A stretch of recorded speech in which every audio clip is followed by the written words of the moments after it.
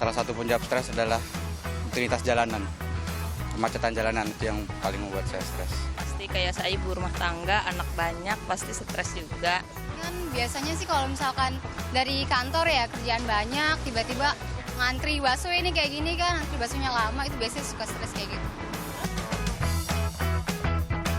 Mengurangi stres kalau di jalan biasanya denger musik. Paling jalan sama teman-teman ketemuan, nongkrong kayak gitu aja sih. Kebetulan saya suka olahraga, jogging, bulu tangkis. Nah, itu salah satu obat yang paling manjur.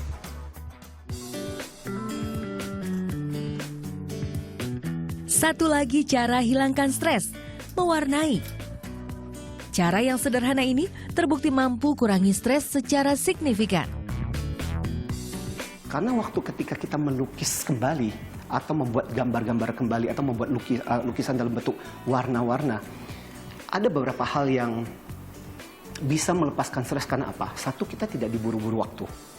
Ya, mau kapan selesainya, mau sekarang selesainya, kita nggak diburu-buru waktu. Kalau dulu itu kan biasanya melukis itu dikejar waktu. Yang kedua itu karena kita tidak perlu harus mengikuti aturan. Ya, biasanya kan dulu itu kan yang namanya pohon itu kan mesti gambarnya mesti hijau, mesti batangnya mesti coklat. Nah, ini sekarang nggak ada. Lantas kemudian yang berikutnya juga kita nggak perlu mempertontonkan kepada siapapun. Jadi be yourself. Nah, karena itulah sebenarnya kenapa yang namanya menggambar itu sebenarnya bisa mengungkapkan diri kita, stres kita. Sayang, seiring usia kegiatan ini perlahan ditinggalkan. Kurangnya media mewarnai yang sesuai dengan usia membuat kegiatan mewarnai kurang menarik, terutama bagi orang dewasa.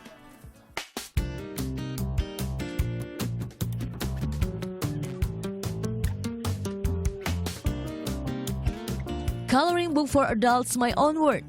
Buku mewarnai khusus orang dewasa, kreasi Tria Nur Cahayati dan Khaliza Arifin, bisa menjadi salah satu solusi kurangnya sarana melampiaskan perasaan atau kegundahan hati. Meski baru diluncurkan akhir Juni lalu, tak kurang 1.000 eksemplar edisi pertama telah terjual. Berdasar pengalaman pribadi, buku mewarnai ini Tria susun.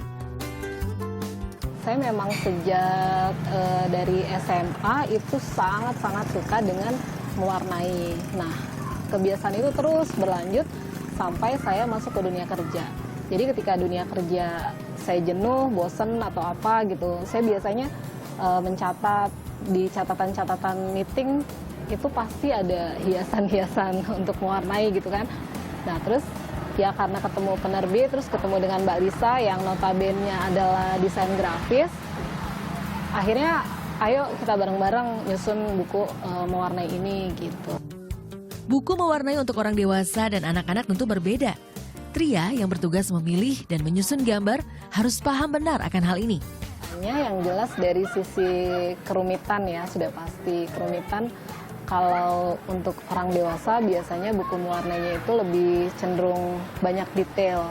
Misalnya ada sudut-sudut yang sebenarnya terlalu kecil gitu. Terus ada bidang-bidang yang di sebelah sini lingkaran, sebelah sana segitiga, atau bunga-bunganya tidak selalu sama. Nah, kalau untuk anak-anak biasanya kan dia ruang untuk mewarnainya itu lebih luas. Karena biasanya anak-anak kan kalau mewarnai itu keluar garis gitu kan. Jadi ruangnya lebih diberikan lebih luas gitu. Nah, sementara Lisa, sang penggambar, harus mencari ide gambar-gambar yang pas untuk diwarnai orang dewasa dan mengembangkannya menjadi gambar yang unik, menantang, dan orisinal. Pertama drawing coret-coret aja sih. Sama lihat majalah juga, sama lihat di internet banyak banget gitu karya-karya yang bagus-bagus gitu kan. Berkat buku kreasi Tria dan Lisa, hobi atau kegemaran lama pun bisa lahir kembali.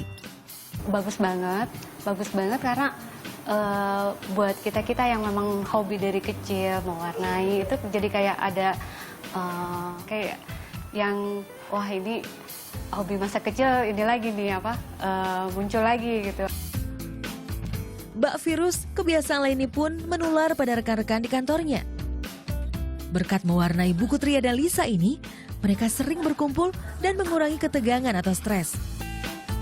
Gita Ayu Pratiwi, Reza Anindita, melaporkan untuk NET.